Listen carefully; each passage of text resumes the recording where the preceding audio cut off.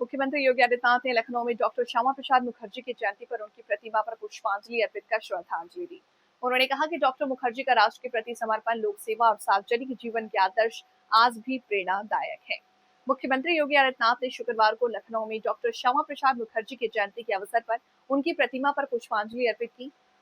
उस दौरान उन्होंने डॉक्टर मुखर्जी के जीवन और उनके सार्वजनिक योगदान को याद किया। मुख्यमंत्री ने कहा कि डॉक्टर श्यामा प्रसाद मुखर्जी के राष्ट्र के प्रति समर्पण, सार्वजनिक जीवन में उनके आदर्श और लोक सेवा की भावना आने वाली पीढ़ियों के लिए प्रेरणा स्रोत है। उन्होंने उनके कहा विचार और आदर्श राष्ट्र निर्माण तथा जन सेवा के क्षेत्र में मार्गदर्शक बने रहेंगे। कार्यक्रम में मुख्यमंत्री ने डॉक्टर मुखर्जी के योगदान को स्मरण करते हुए उन्हें श्रद्धांजलि अर्पित की। इस अवसर पर विभिन्न जनप्रतिनिधि, अधिकारी और अन्य लोग भी उपस्थित थे।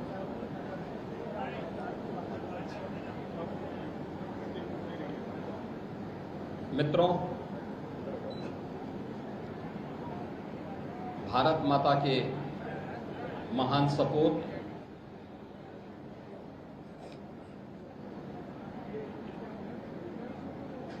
महान स्वतंत्रता संग्राम सेनानी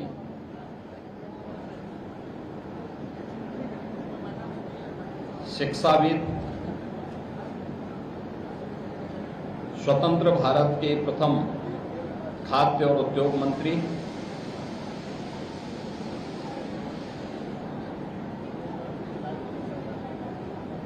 एक देश में दो विधान, दो प्रधान, दो निशान नहीं चलेंगे का उद्घोष करने वाले डॉक्टर श्यामा प्रसाद मुखर्जी जी की आज 125वीं पावन जयंती है। इस अवसर पर भारत माता के इस महान सपूत की स्मृतियों को नमन करते हुए उत्तर प्रदेश शासन और उत्तर प्रदेश की जनता जनार्दन की ओर से मैं विनम्र श्रद्धांजलि अर्पित करता हूं।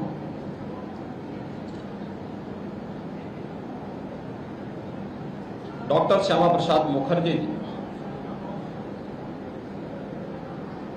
1901 में बंगाल की धरती में उनका जन्म हुआ।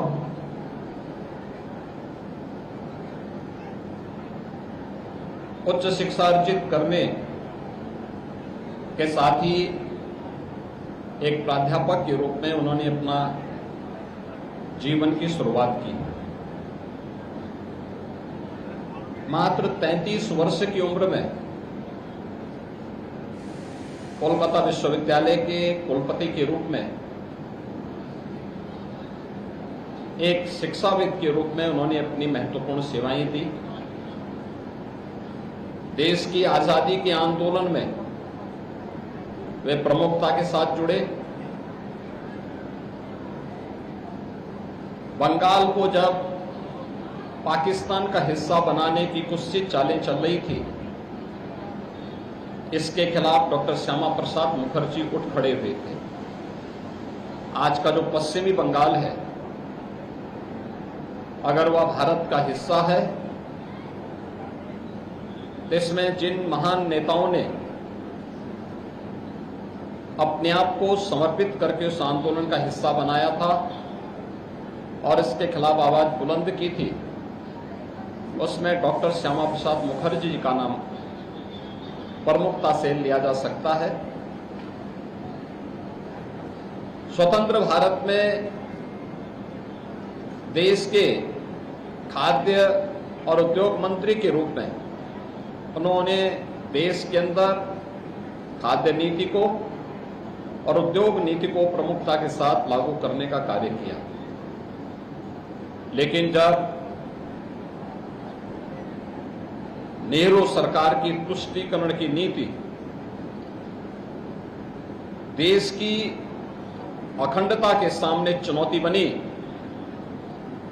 तो उन्होंने सत्ता की राजनीति को तिलांजलि देते हुए उन्होंने अलग सरकार से अलग हो गए थे।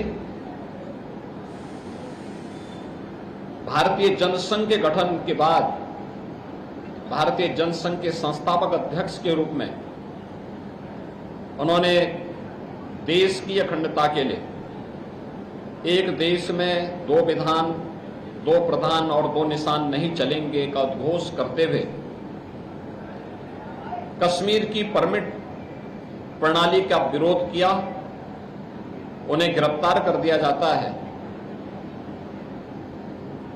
1953 में कश्मीर में ही उनका बलिदान होता है। डॉक्टर श्यामा प्रसाद मुखर्जी ने धारा 370 के खिलाफ नेहरू सरकार की तुष्टीकरण की नीति के खिलाफ जो शंखनाद किया था, जो देश की एकता और अखंडता को चुनौती दे रही थी, उस सपने को साकार किया है प्रधानमंत्री मोदी जी के नेतृत्व में भारतीय जनता पार्टी की सरकार ने। जब 2019 में कश्मीर में धारा 370 समाप्त करते हुए कश्मीर के अंदर भी भारत के कानून को, बाबा साहब भीमराव अंबेडकर के द्वारा बनाए गए संविधान को प्रभावी ढंग से लागू करने का कार्य किया गया। यह हम सब के लिए सौभाग्य का विषय है।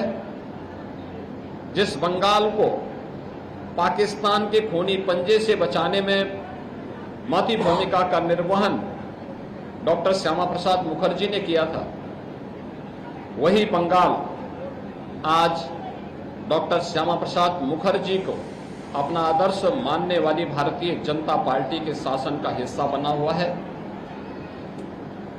बंगाल में डॉक्टर श्यामा प्रसाद मुखर्जी से जुड़े हुए उन सभी स्थलों के पुनरुद्धार के लिए आज बंगाल की डबल इंजन की सरकार प्रभावी ढंग से कार्य कर रही है।